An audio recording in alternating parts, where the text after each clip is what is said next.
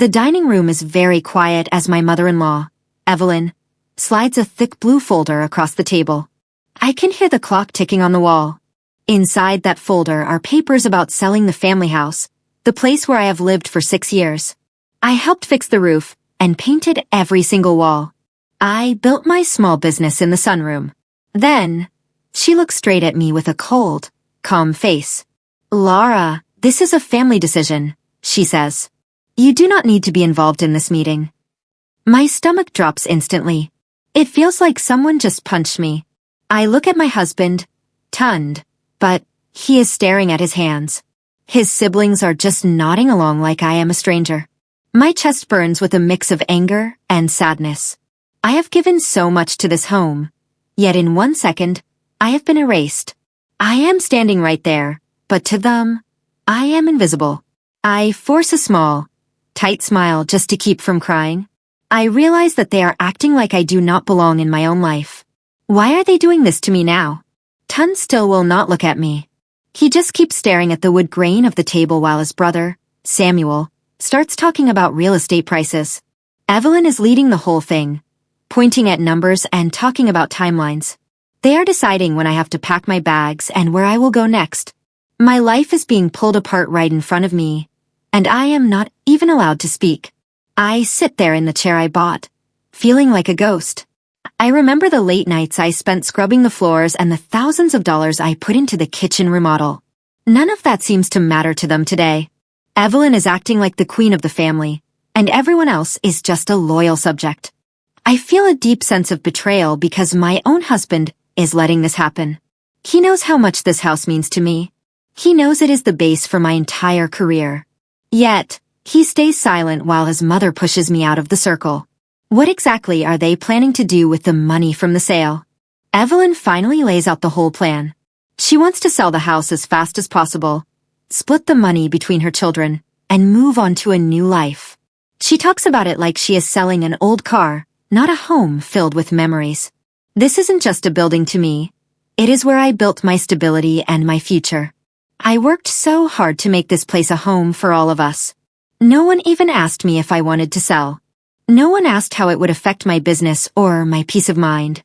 I feel a sudden wave of confusion because Evelyn is rushing this decision so much.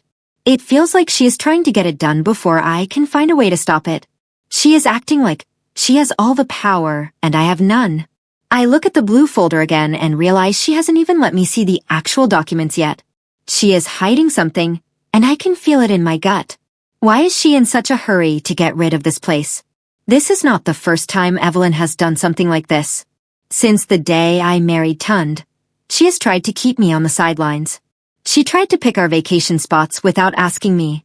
She tried to control our finances when we first started out.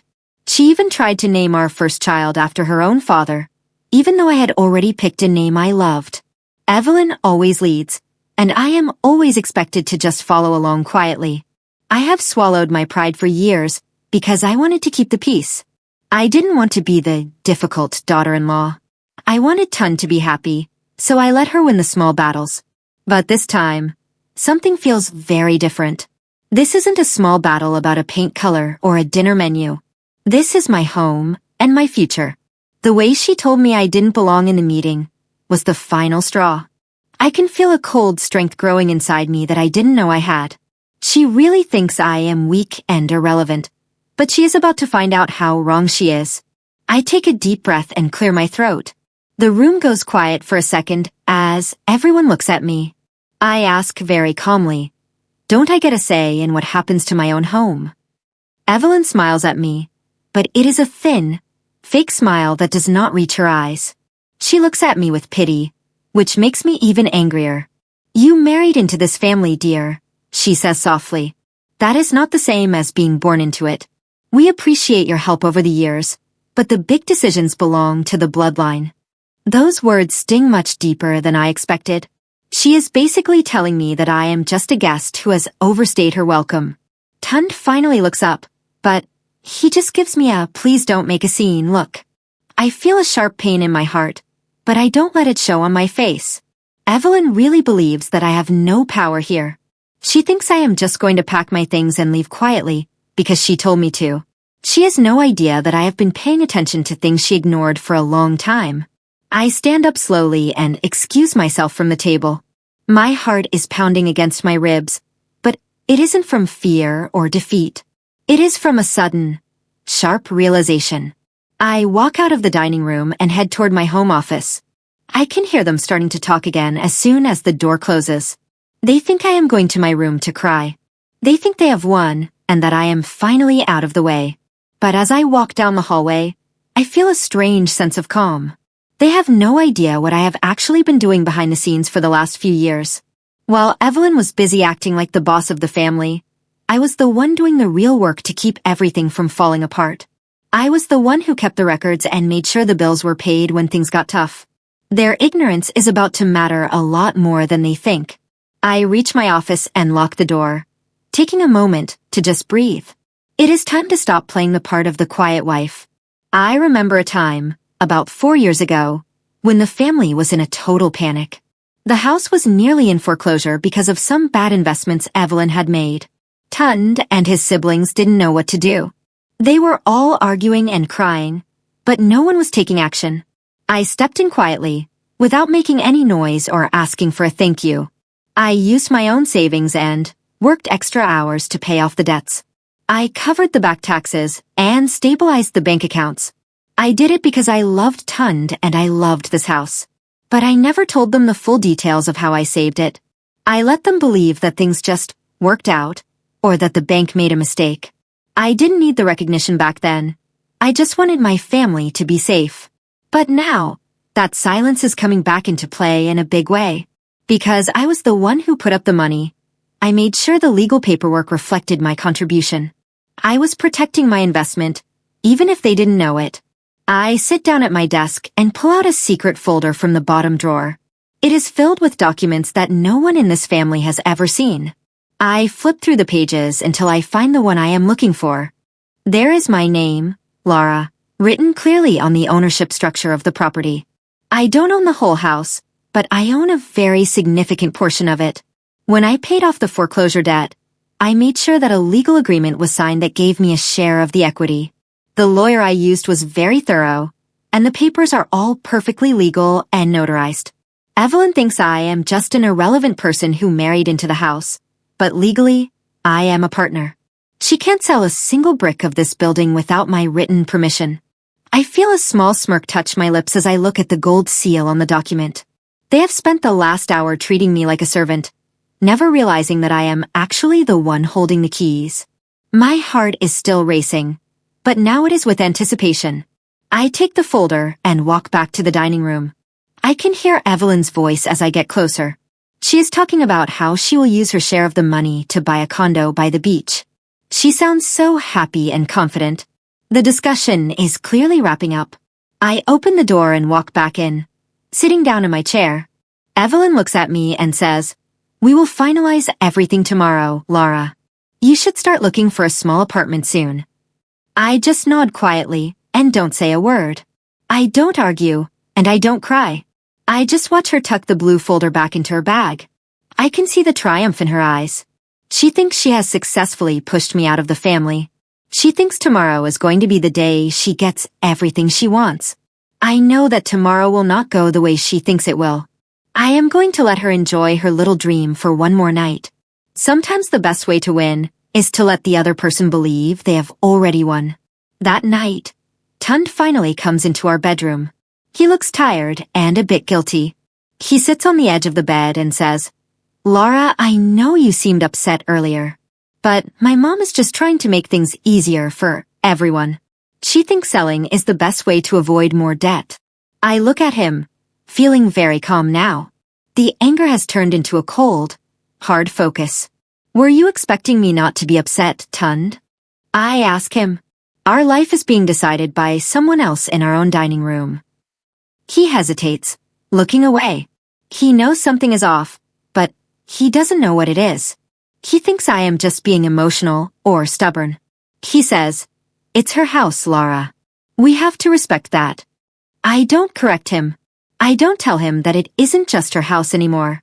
I just pull the covers up and close my eyes. He has no idea that his mother's plan is about to hit a brick wall. I realize that I can't trust him to stand up for me, so I have to stand up for myself. The next morning, I woke up early and get dressed in my best professional suit. I feel like a soldier preparing for a battle. I don't argue with Tund at breakfast. I don't fight with Evelyn when she makes a comment about how I should start packing the kitchen soon. I just let them proceed with their plan. I watch as Evelyn calls the real estate agent and sets up a meeting for the afternoon. She is so busy being the boss that she doesn't notice how quiet and focused I am. I realize that sometimes, the strongest move you can make is letting people walk straight into their own mistakes. They are walking into a very big one today. They think I am just the quiet wife, who will do whatever I am told. They have spent 6 years underestimating me, and today is the day that ends. I spend the morning in my office, double-checking every page of my legal folder. Everything is in order. I am ready to show them who really has the final say in this family. In the afternoon, the potential buyer arrives at the house. He is a tall man in a sharp suit who looks like he has a lot of money. Evelyn plays the perfect host, taking him from room to room. She shows off the hardwood floors I polished and the garden I planted. She talks about the history of the house as if she was the one who cared for it all these years. I stand in the background, staying out of the way just like she told me to. I am watching everything very closely. I see her pointing at the sunroom where my business is located. This will make a great guest room for you, she tells the buyer. I feel a spark of anger, but I keep it hidden. She is about to promise him something that she cannot deliver. She is acting like the sole owner of a property that is tied up in a legal knot she doesn't even know exists. I wait for them to finish the tour and head back to the dining room to sign the initial paperwork. This is the moment I have been waiting for. They all sit down at the table. Evelyn, Tund, the siblings, and the buyer. The buyer pulls out a contract and a pen. I am ready to move forward immediately, he says. The price is fair, and I love the location. Evelyn beams with pride. She looks around the table at her children, who are all nodding and smiling. She is the hero of the family today. We are ready too, she says, reaching for the pen. Everyone is looking at the contract, imagining the money they are about to get. Except for me. I am standing near the window, watching the scene unfold. I can feel the tension in the air. Evelyn is about to sign away a house that she doesn't fully own. My heart is beating fast, but my voice is steady. I know that they cannot move forward without me, and they are about to find that out in the most embarrassing way possible. Evelyn puts the pen to the paper, and I know I have to speak up now. The time for being invisible is officially over. I step forward and say in a clear, steady voice, I am sorry, but that won't be possible. The room freezes instantly. It is like someone hit a pause button on a movie. The buyer looks up, confused. Evelyn turns toward me sharply, her face twisting into a scowl. Laura, what do you mean? She asks, her voice dripping with annoyance. We are in the middle of a business meeting.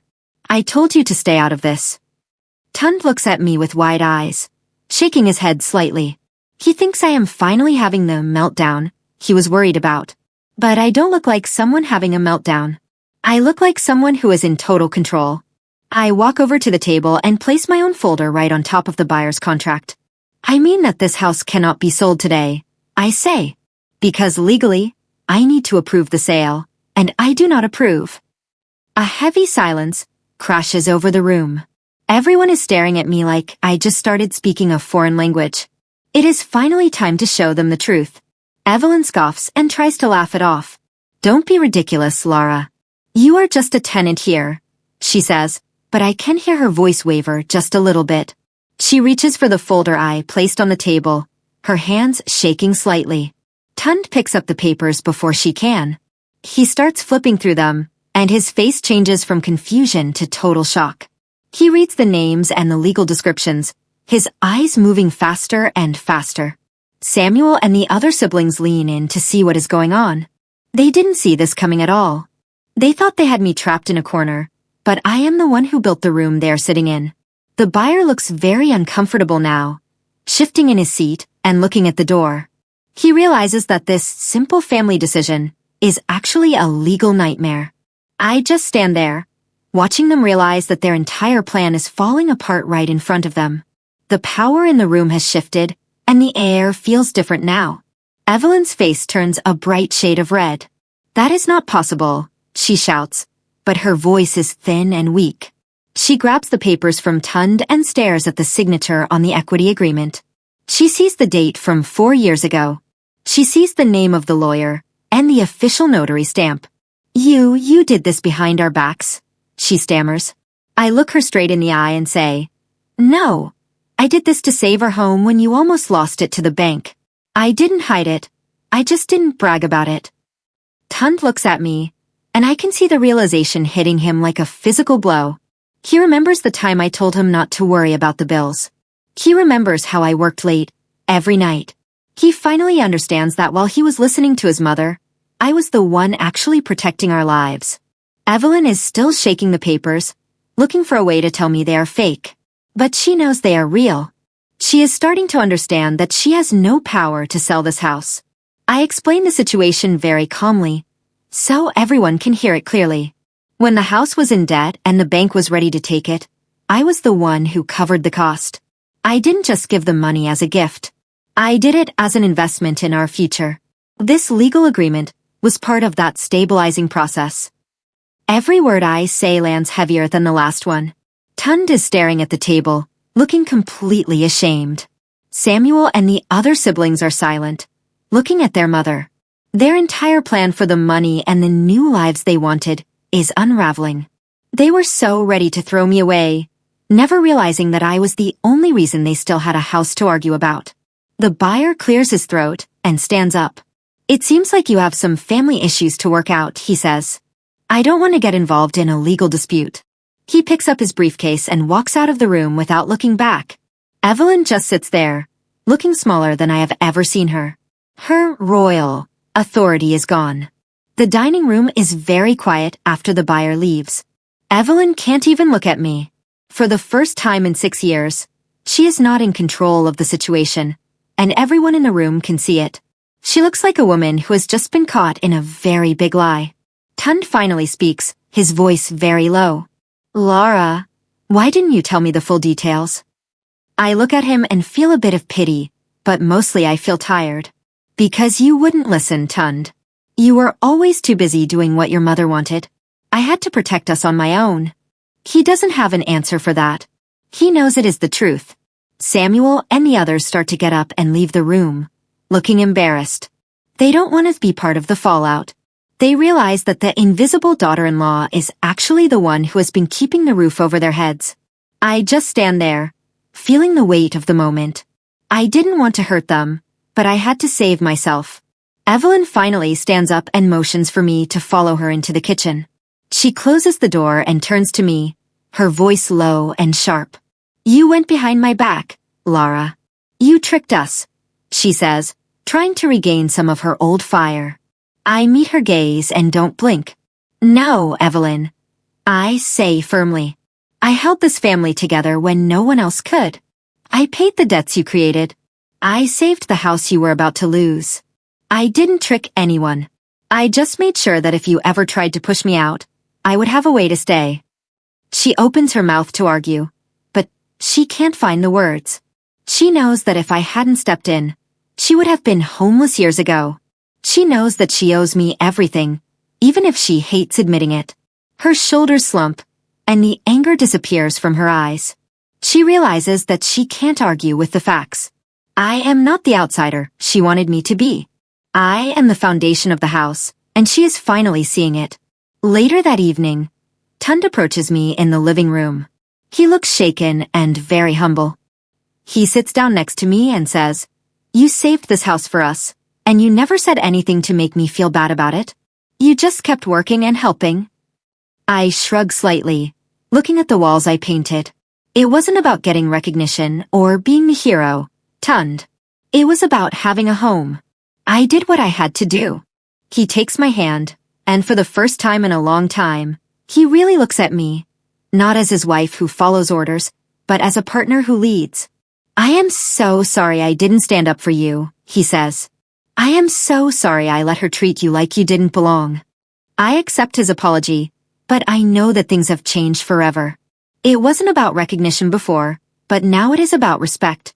I am never going to be sidelined again. I am going to make sure that my voice is heard in every decision we make from now on. We go back into the living room where Evelyn is sitting on the sofa. She looks very tired. All her children are gathered around, but they are all looking at me now. They are waiting to see what I will do next. Evelyn says nothing, which is the most shocking thing of all. She is waiting for me to lead. I stand in the center of the room and speak very clearly so there is no confusion. We are not selling this house, I say. This is our home, and it is a good investment. We are going to keep it. I look around the room, and no one challenges me. Not even Evelyn. They all just nod. They realize that I am the one with the legal power and the financial sense to make the right choice. I feel a strange sense of peace. I didn't have to scream or fight to get my way. I just had to show them the truth of who I am. I am no longer the person who sits outside the circle. I am the one who defines it. I don't just stop at saying no to the sale. I outline a much better plan for the family's future.